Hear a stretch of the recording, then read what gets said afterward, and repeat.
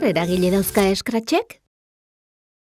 Eragileen blokeak ez dira pilagarriak, eta ez dago erabiltzailearekin elkar eragiteko kapeladun blokerik ere.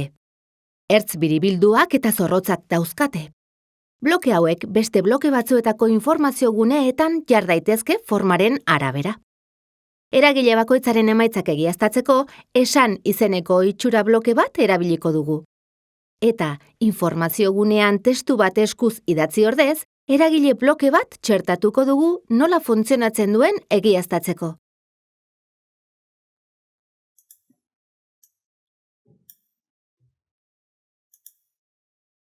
Lehenik eta behin, eragile aritmetikoak aztertuko ditugu, eta ohikoak aurkitzen ditugu, batuketa, kenketa, biderketa eta zatiketa. Beste eragile batzuk ere badaude, eta horien adibideren bat ikusiko dugu.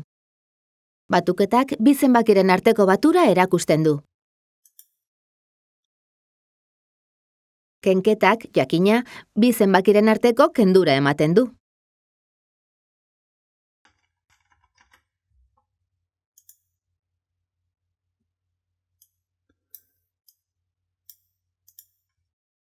Biderketak, noski, adierazi ditugun bi zenbakiak biderkatzen ditu. Eta zatiketak, bi zenbakiren arteko zatidura ematen du.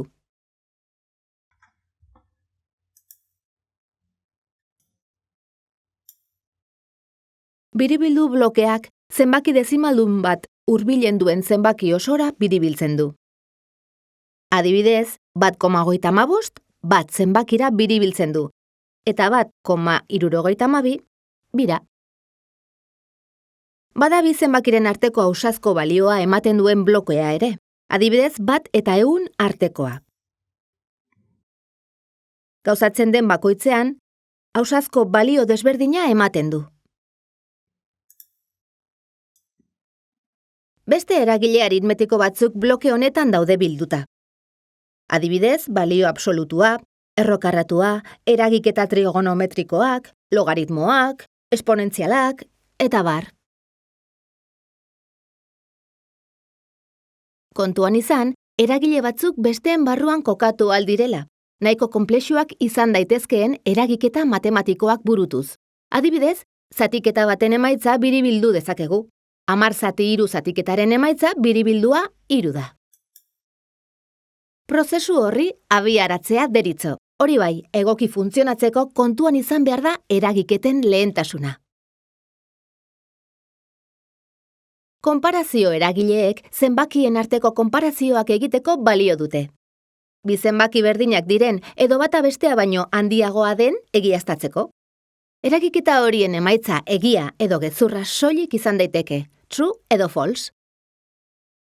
Handiagoa, ikurrarekin lehen zenbakia bigarrena baino handiagoa bada, egia esango du, eta txikiagoa bada, gezurra.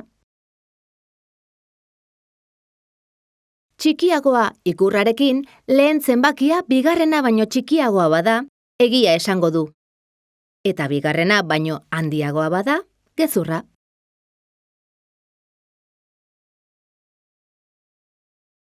Berdin ikurrarekin, lehen zenbakia eta bigarrena berdinak badira, egia esango du.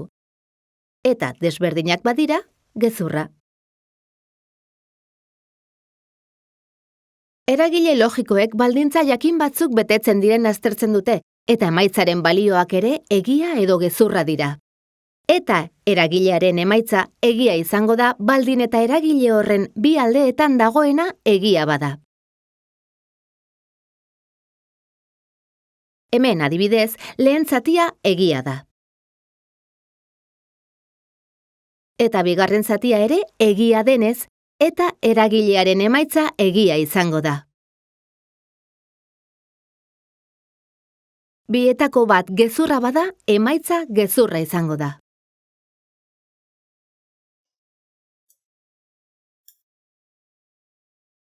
Edo eragilearen emaitza egia da. Alde bietako bat behintzat egia baldin bada.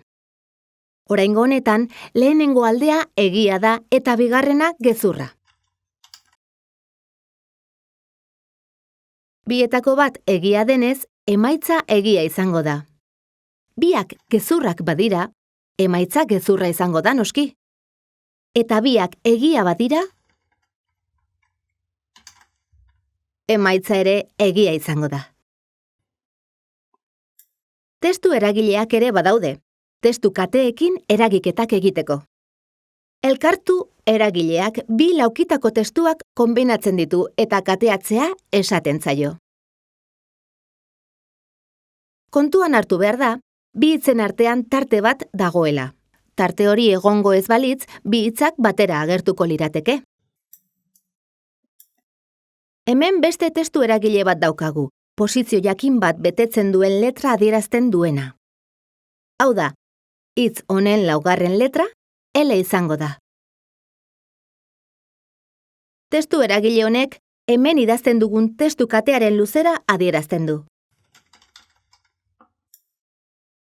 6 karaktere dituenez, 6 adieraziko du.